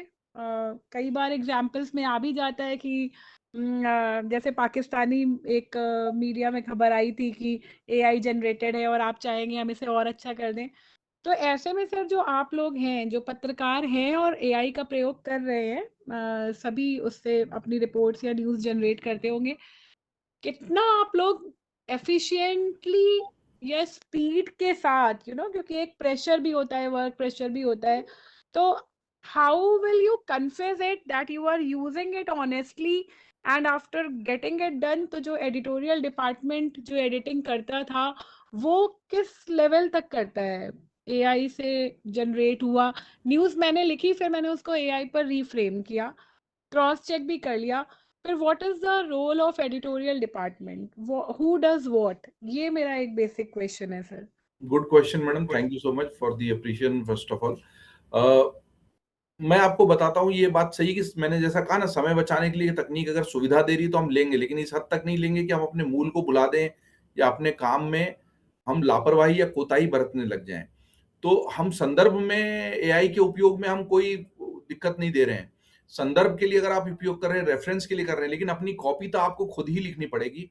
और अगर आप, तो हम, जैसे एआई एक टूल है, एआई से होने वाली गड़बड़ी को चेक करने के लिए भी टूल है।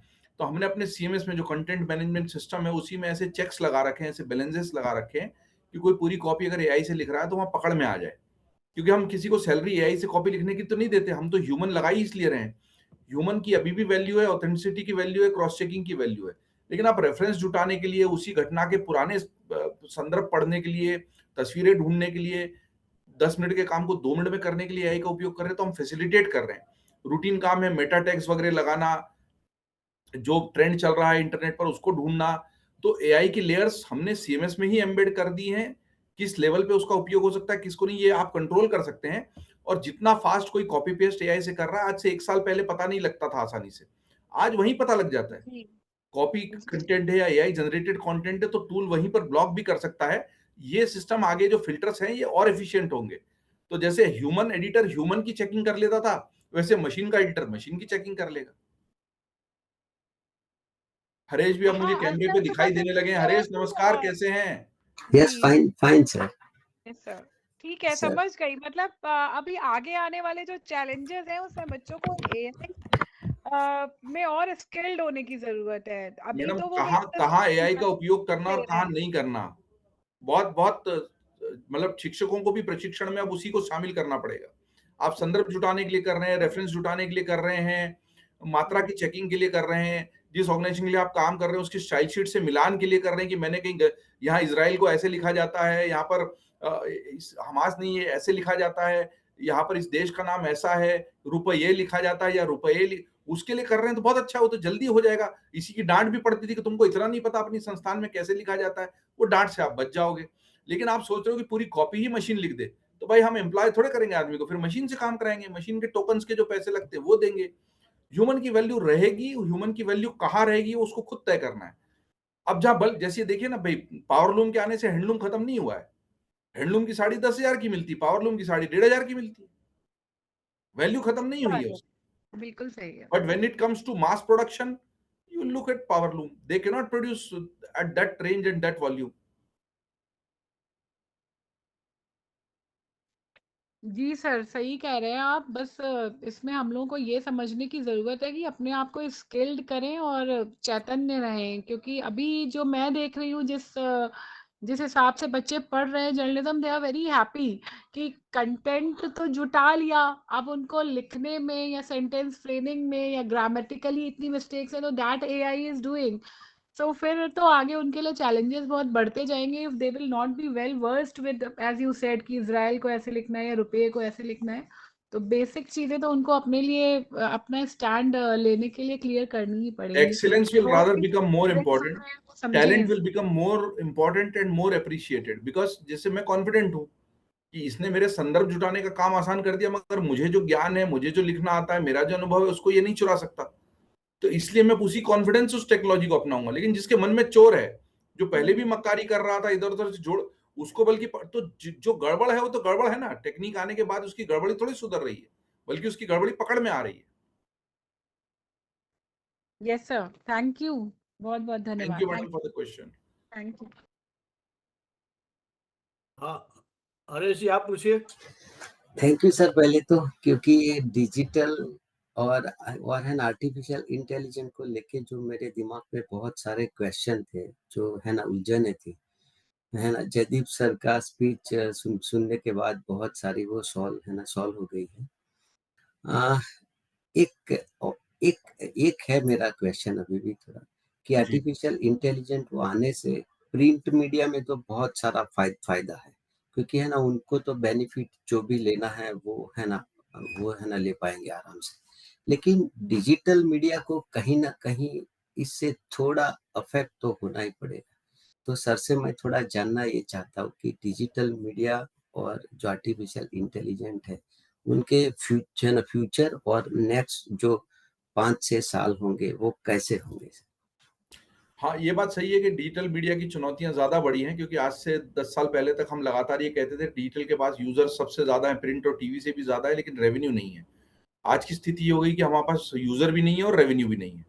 तो आपने भी वो दौर देखा, मैंने भी देखा है। और आप जो कह रहे थे नुकसान की बात एआई से होने वाली, वो हो चुकी है। पिछले 6 महीने में सर जो डिजिटल पब्लिशिंग हाउसेज हैं, उनका ट्रैफिक 10 से लेके 60% तक घट गया है। वो इसलिए घट गया है कि जब आप गूगल पे सर्च करते थे, फिर वेबसाइट्स दिखती थी, तो आपको जिसकी वेबसाइट अच्छी लगती थी उसको क्लिक करते थे, उसको ट्रैफिक मिलता था। अब दिक्कत यह है कि वहीं पर एआई का उत्तर तैयार है, गूगल के सर्च के ऊपर ही। और वहीं उस उत्तर को पढ़ लेने के बाद अगर जिज्ञासा का समाधान हो गया, तो क्लिक करके कोई आपकी वेबसाइट पर नहीं आ रहा है, और इससे ट्रैफिक का नुकसान हुआ है। लेकिन यहीं पर यह है कि जो सचमुच आपकी वेबसाइट पर आकर डीप नॉलेज वाला कंटेंट, अच्छा कंटेंट, डिटेल कंटेंट पढ़ना चाहता है हरेश, वो आएगा। आपके लॉयल यूजर्स आपके पास आएंगे, जो आपके ब्रांड से जुड़े हुए हैं वो आएंगे। और जिनको पता है कि एआई पर गलत भी आ सकता है, या एआई हमेशा सच नहीं बताता, या एआई में भी कोई फैब्रिकेटेड कंटेंट हो सकता है, वो आपके ब्रांड से जुड़ेगा। तो अभी कुछ समय ट्रैफिक का हिट लगेगा, रेवेन्यू का हिट लगेगा। लेकिन जो बड़े मीडिया हाउसेस हैं, जो प्रतिष्ठित मीडिया हाउसेस हैं, जिनकी ऑथेंटिसिटी को चैलेंज नहीं किया जा सकता, उनकी वैल्यू आज से 2 से 5 साल बाद फिर से बढ़ेगी। Thank you sir, thanks a lot sir.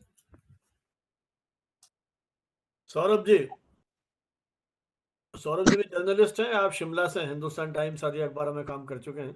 नमस्कार सर, बहुत बहुत बधाई सर, तो दोहरा शतक हो गया है। और जी। मैं सर पहले दिन भी कहा था कि आप कह रहे थे नर्वस 90, तो मैं कह रहा था कि आप सहवाग की तरह काम कर रहे हैं, जो 99 पे भी परवाह नहीं करता था। और मैं पूरा नहीं सुन पाया, मैं धर्मशाला हूँ किसी काम से, तो नेटवर्क का इशू था, तो जयदीप सर को मैं पूरा नहीं सुन पाया। लेकिन जो अभी कुछ क्वेश्चंस के थ्रू और थोड़ा लास्ट का जो पार्ट था, इनका जो वक्तव्य था, बहुत ही इन्होंने अच्छे तरीके से बताया। और सबसे बड़ी बात, जो अभी एआई समिट जो हुआ और उसको लेके जो मीडिया में, सोशल मीडिया में अलग अलग उस पर जो हम देख रहे हैं, जो गुड पब्लिसिटी, बैड पब्लिसिटी है, वो सही बात है कि ये 2-4 चीजें, कोई कपड़े उतार के प्रदर्शन कर रहा है, किसी ने कहाँ से कुत्ता लेके आ गए रोबोट, उसके बियॉन्ड जाके देखने की बड़ी जरूरत है, क्योंकि वहां पे बहुत कुछ था एआई समिट में। और जिस एनर्जी की जयदीप सर ने बात करी, जाहिर सी बात है कि वो जो चीजें हैं, जयदीप सर आप तो वहां देख के आए हैं इन चीजों को, और क्योंकि आप एक संस्थान से जुड़े हैं, तो सुबह अखबार दूसरों के अखबार हम ज्यादा पढ़ते हैं, लेकिन उस पॉजिटिव एनर्जी के बारे में हमने कहीं पढ़ा नहीं है। मैंने भी कुछ लोगों से बातचीत में सुना है, तो हेडलाइन सिर्फ वो कांग्रेस का प्रोटेस्ट और वो गलगोटिया यूनिवर्सिटी का जो कुछ था उसके आसपास घूम के रह गई, या कुछ पॉलिटिशियन ने कुछ कहा, ये सब में रह गई। जो एआई समिट का जो रियल आउटकम होना चाहिए था बाहर, वो रिपोर्टिंग उस तरह से या तो हुई नहीं है, या हो सकता है मैंने नहीं देखा है, ये भी हो सकता है। तो एक बात तो ये है। और दूसरा सर ये है कि एआई को लेके, एआई आ चुका है, बिल्कुल हम सब यूज कर रहे हैं, क्योंकि जैसे सर आपने कहा कि जब एआई नहीं था तब हम भी कई बार खबरें लिखने के लिए डाटा जब हम चेक करते थे, ढूंढते थे, पुरानी बजट की कॉपीज निकालते थे, बजट स्पीच की कॉपीज निकालते थे। हमारे जो वरिष्ठ जर्नलिस्ट हैं उनके ऑफिस में जाके उनसे पुरानी कुछ कतरन देखते थे। फिर जब एआई अब जब आ गया है, तो अभी जो रिसेंटली जो हिमाचल का जो बजट था और फिर जो यूनियन गवर्नमेंट का कुछ जो इशू था रेवेन्यू डेफिसिट ग्रांट को लेके, तो मैंने भी ग्रॉक पे एक प्रॉम्प्ट डाला कि कब कब कितना कितना आरडीजी हिमाचल को मिला और किस स्टेट को ज्यादा मिला, तो वो एक सामने डेटा आ गया। तो उसको हालांकि मैंने गलत ना हो तो मैंने उसको एक बार खुद से चेक जरूर किया कि गलत ना हो, तो गलत वो नहीं था। तो हमारे काम को कुछ हद तक आसान एआई जरूर कर लेगा, लेकिन ये बात सही है कि जो जो कॉपी जो हम लिखेंगे, जो लीड जो हम लिखेंगे, जो हेडिंग, जो डेस्क वाले जो हेडिंग को ड्राफ्ट करेंगे, वो उसकी वैल्यू जरूर रहेगी कि हमने कॉपी को किस तरीके से लिखा है। ये सही है कि जैसे स्टाइल शीट की बात होती है कि पीटीआई का स्टाइल शीट कुछ और है, किसी का और है, उसको लेके जाहिर है थोड़ा सा आप अपनी स्पेल चेक के लिए आप एआई का यूज कर सकते हैं कि कहीं कोई छोटा मोटा कोई स्टोरी में कोहेरेंस है कि नहीं है, उसके लिए एआई का यूज कर लिया तो ठीक है। लेकिन एआई से चीजें आसान तो काफी हद तक हुई हैं, और इसका अच्छे से यूज हो तो ये बहुत अच्छा एक माध्यम है। और इसका यदि कोई हेरा फेरी के लिए करे तो हेरा फेरी करने वाले को भी कोई रोक नहीं सकता है। वो आपने जैसा कहा कि अभी तक भी कर रहा था, इधर उधर से उठा के लोगों ने किताबें तक लिख दी हैं। और तो अब एआई के ज़माने में जाहिर सी बात है नए चेक्स एंड बैलेंस की ज़रूरत है। सर जर्नलिज्म की मैं थोड़ी सी बात करना चाहता हूँ। सर से भी मुलाकात हुई थी, बनारस हिंदू यूनिवर्सिटी में पत्रकारिता को लेके एक सम्मेलन था, तो वहाँ पे बहुत चिंतन मनन हुआ कि न्यू मीडिया आ गया है, जो मीडिया का जो डिस्कोर्स चेंज हो गया है, अब क्या था और क्या हो गया है और क्या होगा। तो वहाँ बात हुई कि अखबार समाप्त हो गए हैं, टेलीविजन भी समाप्त हो रहे हैं, ऐसी ऐसी बहुत सारी चीज़ें हुई। सर मैं जो महसूस किया है पिछले कोविड के पहले और कोविड के दौर और कोविड के बाद का जो दौर है, उसमें जर्नलिज्म में से बहुत ज़्यादा बदलाव हुआ है। वो सकारात्मक है, नकारात्मक है, ये एक अलग चर्चा का विषय हो सकता है। लेकिन अब इस तरह का एक मीडिया का हमारे पास एक वर्ग ऐसा तैयार हो गया है जो स्वयं ही रिपोर्टर है, स्वयं ही संपादक है, स्वयं ही डेस्क है, स्वयं ही मालिक है, वो सब कुछ है। और बिना चेक्स एंड बैलेंस के बहुत कंटेंट जो है वो सोशल मीडिया पे और डिजिटल प्लेटफॉर्म पे ऐसा चला जाता है जिसे आम वर्ग समझता है कि ये हार्ड न्यूज है। हिमाचल में हम अगर बात करें तो मान लो कहीं कोई एक XYZ कोई सोशल मीडिया पे चैनल चल रहा है, वो एक खबर चला रहा है, और दूसरा भी उसी को कॉपी करके कंटेंट को नकल करके वो उस खबर को और बढ़ावा दे रहा है। तो शाम तक माहौल ये हो जाता है, सब जगह ये हो जाता है कि जो गांव में बैठे लोग हैं, जिन जो मोबाइल से बहुत सारी अपनी इंफॉर्मेशन ग्रहण कर रहा है आज की डेट में, उसको ये लगता है कि भाई ये जो मसला है ये असली मसला है। जबकि उसका जो सत्यता है वो बिल्कुल अलग है। तो ये जो एआई के आने से तो और आसान हो गया है कि पहले तो वो आदमी खुद ही सब कुछ काम करता था, अब वो आधा काम एआई से करवा देता है और अपना एक नया उन्होंने एक संस्थान बना दिया है। लेकिन जर्नलिज्म को सर इससे काफी नुकसान, जो पत्रकारिता नामक संस्थान है उसको होने लगा है। और ये और भी सौरभ जी समझा मैं आपकी बात। तो मुझे लगता है 2-3 लोग और प्रश्न पूछना चाहते हैं, कोशिश करेंगे समय रहते उनके भी प्रश्न आ जाएं। पहली बात जो आपने कही थी एआई समिट की रिपोर्टिंग की, तो मैं दूसरे पे कमेंट नहीं कर सकता। अमर उजाला अखबार अगर आप देख लेंगे उस दौरान का पूरा, खासतौर पे हमारी जो नेशनल न्यूज रूम के थ्रू पूरे पेजेस बने थे, रोज के 2 पन्ने छपे हैं, और उसमें जिन चीजों को आधा कॉलम आप चूंकि अखबार समझते हैं और सिंगल कॉलम की प्रेफरेंस मिलनी चाहिए थी, उन्हीं की मिली है, जिसको लोगों ने सबसे बड़ी खबर बनाकर प्रसारित अगर किया था, तो अमर उजाला ने अपने पत्रकारी मूल्यों को कायम रखते हुए कहा कि हाँ ऐसा भी हुआ समिट में, उसको उतनी जगह मिली जितनी तवज्जो की वो दरकार थी। हमारे डिजिटल पर लगातार लाइव हुआ है, हमारे वीडियो जर्नलिस्ट वहां पर मौजूद थे, और मैं खुद आपसे कह रहा हूं कि मैं इसलिए भी गया कि यार हमारे कहीं मैनिपुलेट तो एडिटर को तो इसलिए भी होना चाहिए ना। मैं आपसे कह रहा हूं वहां की ऊर्जा अद्भुत थी। जिन युवाओं को इस तकनीक को अपनाना है, उनके पास जो प्रश्न थे और जो उनके उत्तर देने वाले थे, वो दोनों एक जगह पर थे। They never cared what people are writing. This generation is different. This is a no nonsense generation. You cannot play around with them. They know their goals very well. They are very focused. They did what they wanted to do. In fact, जितने लोगों को benefit होना था उतना नहीं हो पाया होगा। वो कुछ दिक्कतें जिसपे मैंने इसी पूरी समिट को लेकर 2 वीडियो बनाए। एक का लिंक मैंने संजीव सर को भेजा, आप देखिएगा। मैंने उसमें कहा है कि भाई हम इतने बड़े बड़े ट्रेड फेयर्स करते हैं इंटरनेशनल, जिसमें तय होता है कि पहले 3 दिन केवल डेलीगेट्स जाएंगे और बाद के दिनों में आम जनता जाएगी। ऐसी व्यवस्था नहीं होने से कुछ गड़बड़ी हुई, लेकिन इसका मतलब नहीं है कि you will take away the entire effort that was put behind this mega event, and it was huge. And ये एआई आ चुका है, उसकी घोषणा भर थी। यहां से आगे भी बहुत एआई जाएगा। दूसरा, आपने जो कहा कि लोग कॉपी करें, वो सब करेंगे। वो जब हार्ड कॉपी का जमाना था तब भी किया, टीवी के जमाने में भी किया, डिजिटल में भी किया, बल्कि अब उसको जितना बना तेजी से कॉपी किया जा सकता उतना तेजी से पकड़ना आसान हो गया। वहां राहत की बात है। तो और जो ऐसे जर्नलिस्ट हैं जो संस्थागत तरीके से पत्रकारी मूल्यों के साथ काम करें, उनकी वैल्यू बढ़ेगी ही बढ़ेगी। आज हो सकता है कि कुछ गलत खबरें, व्यक्ति को संस्था मानने वाले लोग, जिनको अब ये समझ में आ गया कि भाई मुझे किसी बड़े मीडिया हाउस या बैनर की या संस्थागत व्यवस्थाओं की जरूरत नहीं, मैं ही अहम ब्रह्मास्मि वाले मोड में हूं और मैं एक लाइव कैमरा चलाकर 2 कुर्सियां रखकर जो कहूंगा वो सत्य है, तो वो अपनी भड़ास निकाल ले। मैं तो कहता हूं ऐसे में क्या होता है ना, मानसिक विकार भी बाहर आ जाते हैं, और गंदा खाना ज्यादा चला जाए पेट में तो उल्टी होती ना, उल्टी हो जान दो। हमारे समाज में इतनी शक्ति है कि वो उल्टी को अलग कर देगा। सार सार को गही रहे और थोथा दिए उड़ाए वाला हमारा समाज है। क्षणिक आलोड़न से हमें प्रभावित नहीं होना चाहिए। जब कोई बड़ी क्रांति होती है तो मैंने जैसा कहा कि अच्छे कुछ पेड़ पौधों का, कुछ अच्छाइयों का नुकसान होता है, लेकिन एक पत्रकार के रूप में हम उन अच्छाइयों को सहेजने के लिए अपना पत्रकारिता का घेरा बनाकर खड़े रहें। दीपक की उस लौ को जलते रहने दें इस आंधी के बीच में। इस चुनौती को मैं स्वीकार करता हूं, और आप जैसे और हम जैसे सभी पत्रकार स्वीकार करेंगे तो इस आंधी के परे जाकर भी वो पत्रकारिता की मशाल जलती रहेगी। Thank you sir. बहुत बढ़िया। हाँ सूरज जी, सूरज जी। सर नमस्कार। हाँ यस सर, सर नमस्कार। बहुत बहुत बधाई सर, 200वें पड़ाव पर माइलस्टोन आपने क्रिएट कर दिया सर। पत्रकार मैं मेरठ से हूँ सर, और विद्या विश्वविद्यालय में सहायक प्रवक्ता हूँ पत्रकारिता एवं जनसंचार विभाग में। एक एआई को लेकर के, चूंकि हम लोग प्रेस रिलीज वगैरह लिखते रहते हैं अपने डिपार्टमेंट के लिए, कॉलेज के दूसरे इवेंट्स के लिए, तो मैं पिछले दिनों लंबे समय से प्रेस रिलीज लिख रहा था। इधर पीछे जब से एआई आया तो क्या हुआ कि जो बेसिक कंटेंट है उसको हमने जो एआई को दे दिया, और मैंने कहा कि इस पे एक फटाफट जो है तुम न्यूज बना दो।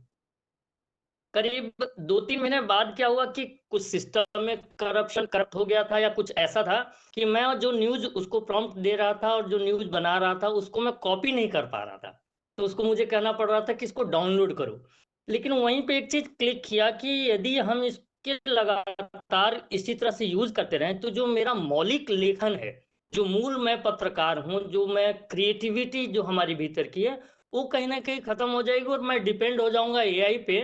तो वैसी स्थिति में वो कल को हमसे डिमांड करेगा कि भाई 200 रुपया चार्ज कर देगा, 1000 रुपया चार्ज कर देगा, 2000 चार्ज कर देगा, तो वहां हम फंस जाएंगे। तो वहां पे हमने कहा कि इसको छोड़ ही देते हैं। तो इसी से रिलेटेड मेरा प्रश्न है सर कि विकल्प नहीं है, मुझे लगता है कि इस पे हमें चर्चा कर लेनी चाहिए कि विकल्प कहाँ कहाँ है, यानी कि जो एआई की सीमाएं, यानी कि पत्रकारिता में कहाँ कहाँ एआई की सीमाएं है जहां एआई नहीं जा सकते। ग्राउंड जीरो रिपोर्टिंग है, वहां पे जो लाइव रिपोर्टिंग है उसमें वो एआई कहीं काम नहीं आएगा। इस तरह के और बहुत सारी चीजें हो सकती है। सेम है जब हमारा न्यूज़पेपर चल रहा था, जब रेडियो आया, तो रेडियो आने के बाद लगा कि जो है अब तो न्यूज़पेपर रहेगा नहीं, लेकिन कहीं ना कहीं रेडियो की अपनी सीमाएं थी, न्यूज़पेपर आज भी चल रहा है। सेम कहानी रेडियो और टेलीविजन के बीच में, टेलीविजन और सोशल मीडिया के बीच में। तो सर मैं जानना चाह रहा हूँ कि पत्रकारिता में एआई की सीमाएं कहाँ कहाँ है, कहाँ कहाँ विकल्प हमें मिलेगा सर? नहीं, एआई की अपने आप में कोई सीमा नहीं, सीमाएं हमें तय करनी पड़ेगी। अगर आपको प्रेस रिलीज लिखने में पहले मजा आता था और वो प्रेस रिलीज अब एआई लिख दे रहा तो आप लिखवाते रहिए। फिर आप सोचिए कि मैं एक ऐसा लंबा लेख जो इन प्रेस रिलीज को बनाने के चक्कर में नहीं लिख पाता था, क्या उस पर समय लगाऊं? प्रेस रिलीज लिखने के लिए एआई का उपयोग करना बुरा नहीं है। ये वैसा ही है कि पहले हम सारे गणितीय कैलकुलेशन उंगलियों पर करते थे या स्मृति से करते थे, कैलकुलेटर से करने लगे। फोन नंबर सारे जबानी याद होते थे या एक हार्ड कॉपी की डायरी पॉकेट में होती थी, मेरे पॉकेट में होती थी, और मुझे तो याद ही इसलिए किया जाता था कि इसको सारे फोन नंबर याद रहते हैं। मुझसे पूछा जाता था भाई फलाने का नंबर बता घर में, और मैं बता देता था। आज मेरे से पूछो, मुझे अपने घर का नंबर पहले एक बार सोचना पड़ जाएगा, पत्नी का नंबर सोचना पड़ जाएगा, क्योंकि ये मोबाइल फोन ने आदत बिगाड़ दी। उन आदतों को बिगड़ने से हमने क्या उस समय का या उस स्मृति का सदुपयोग किया? प्रश्न वहां है। हम सुविधा भी भोगी होकर आलस्य की तरफ गए, या उस बचे हुए समय का हमने अपने उत्कर्ष में, अपने उत्थान में उपयोग किया? सारा देखिए, अच्छाई बुराई तो सब हमारे भीतर है। अब जैसे आप प्रेस रिलीज लिख रहे तो हम, मैं बताता हूँ, हमारे यहाँ शो होते हैं, वीडियो के शोज होते हैं अमर उजाला के दफ्तर में। अब हम एक रिपोर्टर को या हमारे एक डेस्क के साथी को इसलिए बिठाते थे कि उसकी स्क्रिप्ट बना ले, क्योंकि या तो बाद में उसको पूरा वीडियो सुन के बना। अब एआई को आप उस पर लगा दीजिए, इतनी बढ़िया स्क्रिप्ट उसकी बना देता है। अब ये तो रूटीन काम था ना, इससे मेरा एक मानव श्रम अगर कम हुआ। उस व्यक्ति ने 4 नई खबरें बना दी उस दौरान डेस्क पे, शो चल रहा है, हाँ, एआई को हमने सुनने पे लगा दिया और उसको कहा भाई इसकी टेक्स्ट कॉपी बना के हमको दे देना, उसने दे दी। आप अपनी सेवा पे लगाओ उसको, तो सेवा करता रहेगा। आप मालिक बनने का मौका दोगे तो वही शेर वाला मामला है, फिर तो वो आप पे सवार होगा, और जब तक आप समझ पाओगे उसके पहले तो फाड़ के खा जाएगा। आप तो उसको कहाँ सेवा में लगाए रखिए कि भाई तू मेरे ये 4 वीडियो की एक समरी बना के मुझे दे दे, वो दे देगा। आप कहेगा मेरा सब वीडियो तू बना, मैं सोता रहूंगा, तो आप सोते रहिए, फिर तो एआई आप पे सवार होना ही होना है। कौन एआई का उपयोग करके अपने 1 मिनट को 10 मिनट में बदलना चाहता है, और कौन एआई का उपयोग करके सोना चाहता है, इस पे तय होगा भविष्य। नहीं, मूल प्रश्न हमारा सर कि एआई की सीमाएं कहाँ बनेंगी पत्रकारिता में? भविष्य की जो पत्रकारिता है उसमें एआई की सीमाएं कहाँ बनेंगी कि यहाँ एआई काम नहीं करेगा? सूरज जी यही समझिए, कोई सीमा नहीं है, वो कोई सीमा सीमा नहीं है, नहीं यही है। तो बता रहे हैं। जैसे आपने कहा पैसे मांगने लगा, वो इसलिए मांगने लगा ना कि ये जैसे सिम कार्ड पहले फ्री में आए थे ना, सारे डेटा का भी पैसा नहीं था, फिर बाद में अचानक सब पैसे लगने लगे। अभी चैट जीपीटी का जो पेड वर्जन है कितना महंगा होता चला जाएगा, आप देखिएगा, पर टोकन पैसा है। जियो की सर्विसेज हाँ, वही मैं इसलिए नाम नहीं, क्योंकि सब यही करते हैं। मुफ्त में, there is no free lunch in this world, this is what we should first of all understand.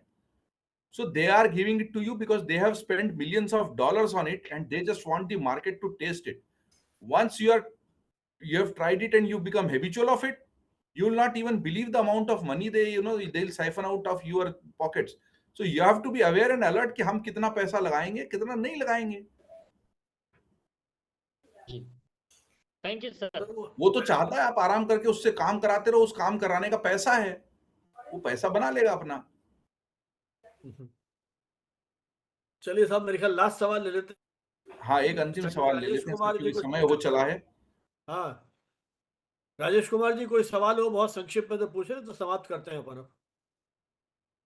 कोई हाँ जी, सवाल इससे नहीं तो है, मैंने Priyanka ji, panellist vote of thanks. जी सर, बिल्कुल Sir, a heartfelt thank you to our esteemed speaker, Shri Jaideep Karnik sir, for sharing his invaluable insights on AI on adapting the future as a journalist. Sir ने जिस तरीके से बताया अपने thoughts को, sir ने initially ये बताया कि किस तरीके से ये जो एआई है उसे हमने एक टूल समझ लिया है हमारे काम को परफॉर्म करने का, ठीक है, विच इज रॉन्ग। एआई हमारी हेल्प कर सकता है लेकिन वो हमारी क्रिएटिविटी को हमसे नहीं ले सकता।